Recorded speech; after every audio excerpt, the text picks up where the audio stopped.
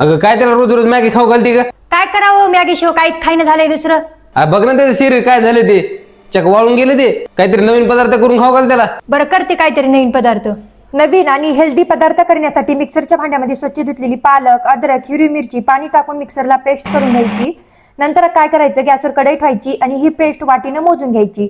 2 वाटी पालकाची पेस्ट भरली, त्यामध्ये चवीप्रमाणे मीठ टाकायचं. उकळी आली की 2 वाटी पेस्ट भरली तर 1 वाटी बारीक रवा टाकून चांगलं मिक्स करायचं. घट्टसर झालं की झाकून याला 2 मिनिटं शिजवून घ्यायचं.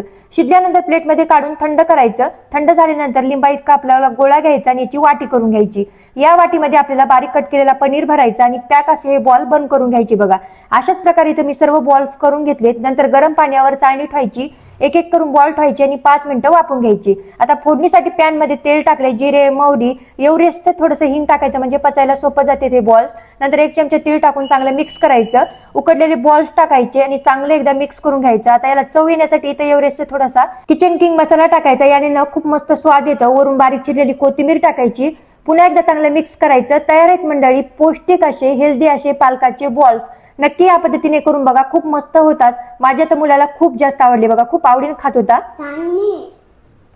तुमचेही मुलं सारखी जर मॅगी खात असते ना, त्यांना असे हेल्दी पालक बॉल नक्की करून द्या, खूप मस्त होतात. व्हिडिओला लाईक करा.